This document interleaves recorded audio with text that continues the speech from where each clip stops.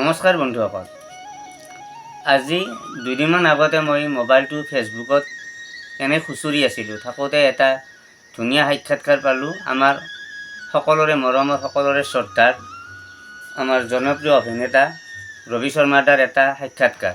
আৰু তেখেতে এটা ধুনীয়া কথা কৈছে যে আমাৰ অসমীয়া ল'ৰাবোৰে সৰু কাম কৰিবলৈ লাজ কৰে আৰু সৰু কাম কৰিবলৈ এৰি দিছে। সেয়েহে বাহিৰাগত আহি আমাৰ এই সৰু সৰু কামবোৰ আমাৰ হাতৰ পৰা কাঢ়ি লৈ গ'ল।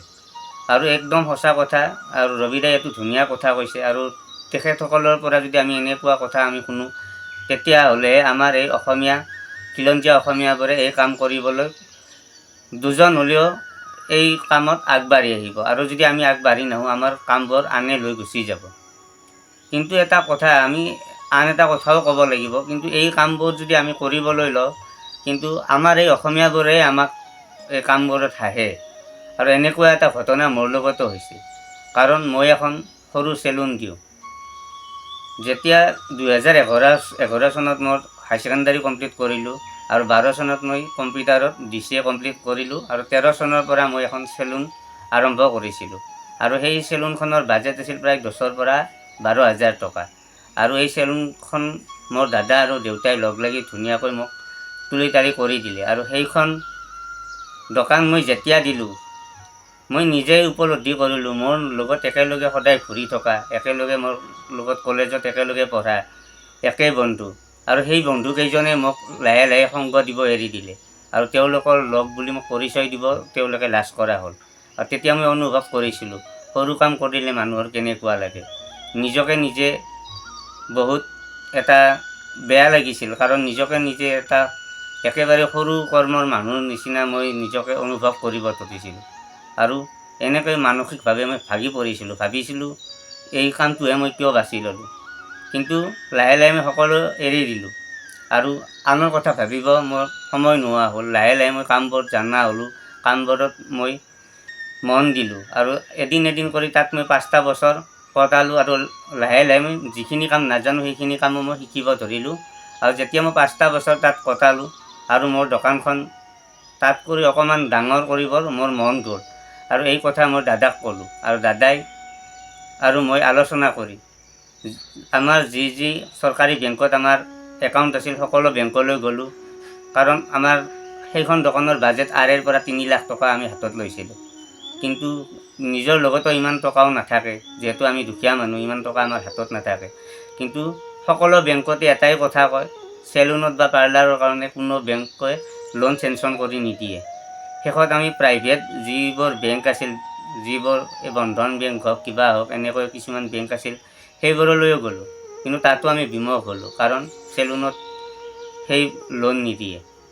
শেষত উপায় নাপায় মোৰ যিহেতু মই আশা কৰিছিলোঁ, সেই আশাত চেঁচা পানী ঢালাৰ নিচিনা হ'ল। আৰু শেষত মোৰ দাদাই সি কাৰোবাৰ পৰা টকা ধাৰলৈ লৈ আৰু মোৰ দুজনী পেহীয়ে এই ক্ষেত্ৰত বিশেষকৈ সহায় কৰিলে। আৰু তেওঁলোকে যিমান পাৰে তেওঁলোকে মোক অকণমান ধন টকা পইচা দিলে। আৰু দি পেলাই মই ভাবিছিলোঁ, মই মনত যিটো আশাৰে মই দোকানখন দিম বুলি ভাবিছিলোঁ, সেইখিনি নোৱাৰিলেও তাৰ আধা হ'লেও মই কৰিবলৈ সক্ষম হ'লোঁ। আৰু সেই দোকানখন মই কেনেকৈ কৰিলোঁ, কি কৰিলোঁ, আৰু কিহক দোকানখন দি মই কি পালোঁ, আনৰ পৰা মই কি পালোঁ, মই সকলো কথা মোৰ দোকানখনত ক'ম। আহক মোৰ দোকানখনলৈ যাওঁ আৰু ভিডিঅ'টো সম্পূৰ্ণলৈ চাই থাকক। ধন্যবাদ। আৰু বন্ধুসকল, এইখনেই মোৰ দোকান, আৰু যিখন দোকানেৰে মই এতিয়া সুন্দৰকৈ চলি থাকিব পাৰোঁ আৰু কেতিয়াও আনৰ ওচৰত হাত পাতিব নালাগে। কামৰ সৰু বৰ আমি যদি বাচি থাকোঁ, আমি কেতিয়াও জীৱনত আগুৱাই যাব নোৱাৰোঁ। হয়তো মোক কোনোবাই ঠাট্টা মস্কৰা কৰিব, চুলি কাটিনো কি ভাল কাম কৰিছ। কিন্তু চুলি কাটিলেও সেইটো এটা হাতৰ নিজৰ কৰ্ম, আৰু কাৰো ওচৰত কেতিয়াও হাত পাতিব নালাগে। আমি নিজে যিখিনি পাৰোঁ নিজৰ মতেৰে সুখ থাকিলে সেয়াই যথেষ্ট। আৰু এই দোকানখন মই 2018 চনৰ 11 অক্টোবৰ তাৰিখে এইখন দোকান মই ষ্টাৰ্টিং কৰিছিলোঁ। আৰু তেতিয়াৰ পৰা আজিৰ দিনলৈ প্ৰায় মোৰ 5 বছৰ এই দোকানখনতো হৈ গ'ল। যিখিনি মই কৰিব খুজিছিলোঁ, কিন্তু সেইখিনি মই কেতিয়াও কৰিব নোৱাৰিলোঁ। কাৰণ ইমান টকাৰ দোকানখনত খটাব লাগে, যিহেতু আমাৰ ঘৰৰ অৱস্থা ইমান ভাল নহয়। ইমান টকা দিব নোৱাৰি। তথাপিতো মোৰ দাদা আৰু মোৰ দুজনী পেহীয়ে লগ লাগি যিখিনি কৰিলে, তেওঁলোকৰ কাৰণে মই এই দোকানখন দিবলৈ মই সাহস কৰিলোঁ। আৰু মোৰ দাদাই সিয়াৰ এখন হোটেল আছে আৰু সেই হোটেলৰ যিখিনি সিয়াৰ দোকানৰ ইনকামেৰে আৰু আনৰ পৰাও কিছু টকা সহায় লয়, ধাৰলৈ লৈ মোক এই দোকানখন সি গঢ়ি দিলে। আৰু মোৰ দাদাৰ লগত আৰু পেহী দুজনীও তেওঁলোকৰ যিখিনি পাৰে মোক কিছু হ'লেও ধন দি টকা পইচাৰে তেওঁলোকক সহায় কৰিলে। আৰু তেওঁলোকৰ কাৰণে এই দোকানখন মই আজি দিবলৈ সক্ষম হ'লোঁ। আৰু এই চেগতে মই মোৰ দাদা আৰু পেহী দুজনীকো মই ধন্যবাদ দিলোঁ, যাৰ বাবে আজি মোৰ এখন নিজৰ নামত দোকান আছে। অন্ততঃ মই এজন এই সমাজৰ মাজত দোকানী হিচাপে মই পৰিচয় দিব পাৰিছোঁ। আৰু এই দোকানখনেৰে মই বিভিন্ন ধৰ্মীয় অনুষ্ঠানত এটকা দুটকাকৈ হ'লেও মই এতিয়া দান দিব পৰা হৈছোঁ।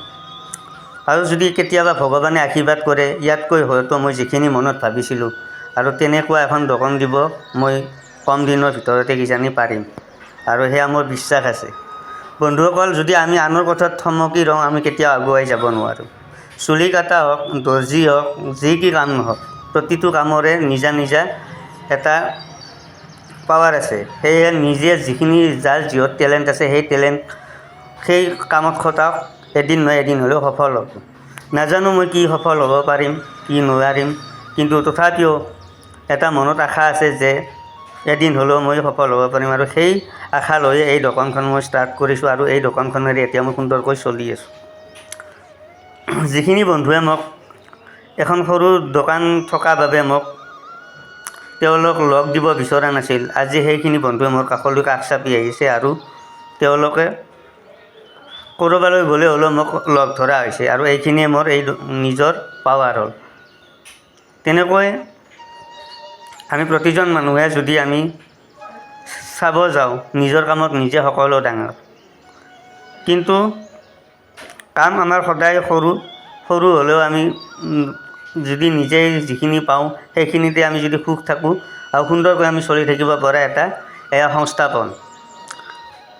এনেকৈ অসমত হাজাৰ হাজাৰ ল'ৰা ছোৱালী আছে যিয়ে লাজ কৰে, কাম কৰিব লাজ কৰে। কিন্তু লাজ কৰিলে কি হ'ব? কোনোবাই জানো আমাক টকা পইচা দিব? সমালোচনা বিভিন্নজনে কৰিব পাৰে, কিন্তু বিপদত কোনেও সহায় নকৰে।